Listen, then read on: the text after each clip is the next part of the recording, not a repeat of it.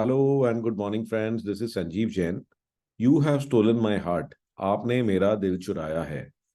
तो ये स्टोरी जो है एक जैन मास्टर के बारे में है। तो एक बार एक जैन मास्टर थे और उनके घर में एक चोर घुस गया। और चांस की बात है कि जैन मास्टर भी वहीं थे। उन्होंने चोर को पकड़ लिया और इनफैक्ट उन्होंने पकड़ भी लिया और उन्होंने उसको हेल्प करना शुरू कर दिया। उन्होंने कहा कि मैं तुम्हें बताता हूँ कि तुम्हें क्या चुराना चाहिए। ये तो चोर जो था वो बहुत ही सरप्राइज था। पहले तो बड़ा शक कर रहा था, लेकिन उसका धीरे धीरे कॉन्फिडेंस बढ़ता गया जैसे जैसे जैन मास्टर उसको चीजें बताते गए। और फिर जो है उसने जब सारी चीजें बटोर ली तो चोर जाने लगा। तो जैन मास्टर ने उसे रोका, उसे कहा, अरे भाई कहाँ जा रहे हो, मुझे थैंक यू तो बोल दो। तो चोर ने जो है उनको धन्यवाद बोला और वहां से निकल लिया। कुछ दिनों बाद जो है वो चोर किसी और जगह में चोरी करता हुआ पकड़ा गया।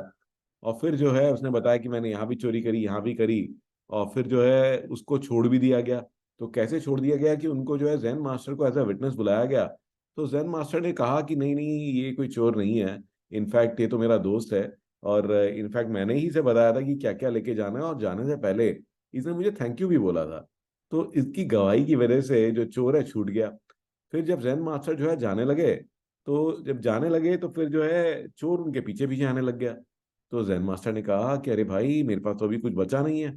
हाँ, अगर तुम मेरे पास से कुछ चीज चाह रहे हो तो कुछ दिन बाद आना, मैं कुछ बटोर लूं। ठीक है। तो चोर ने कहा, नहीं नहीं, मैं अब आपके साथ परमानेंटली आ रहा हूँ, क्योंकि अब आपने मेरा दिल चुरा लिया है।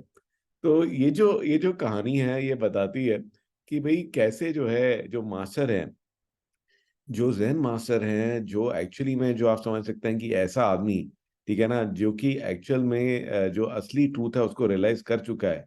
तो उसके लिए सब लोग जो है एक जैसे होते हैं, चाहे वो चोर हो चाहे वो कोई और हो। और अगेन, जो आदमी इतना ट्रस्टफुल है उसको कोई भी डिसीव नहीं कर सकता। ठीक है। तो वो कभी भी उसको कोई कोई आदमी जो है डिसीव नहीं कर सकता। उसका जो फेथ है और उसका जो कंपैशन है वो एग्जैक्टली सभी के लिए एक जैसा ही फ्लो करता है। तो हाँ, हमें ऐसा लग सकता है कि हमने उनको छल लिया या हमने उसको उल्लू बना लिया, लेकिन एक्चुअल में रियलिटी में ऐसा नहीं है। तो this is the amazing story. And in fact मैं हमेशा ये कहता हूँ कि कई बार जो मेरे को बहुत सारे एंटरप्रेन्योर्स मिलते हैं और वो बताते हैं कि भी मेरे स्टाफ ने ऐसा किया, मेरे स्टाफ ने ऐसा किया। तो मैंने उनको वही कहा कि मैंने कहा उनको आप अपने बच्चों की तरह समझो। और अगेन, जैसे अगर आपके बच्चे कोई गलती कर देते हैं तो माँ बाप उनको एकदम से निकाल नहीं देते और एकदम से जो है उनकी पिटाई नहीं कर देते। तो you have to again treat them like your own children. और बच्चे तो मिस्टेक करेंगे ही करेंगे। And again your kindness can transform the heart of the other person. तो आपकी जो काइंडनेस है, ठीक है ना, आपका जो कंपैशन है, तो कहते हैं कि to earn loyalty be loyal.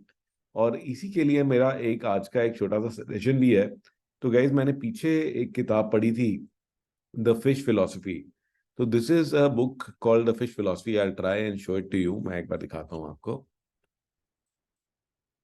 तो ये आपको मेरी स्क्रीन पे दिखाई देगी। दिस इज फिश, इसका नाम ही फिश है, बाय स्टीफन सी लंडन।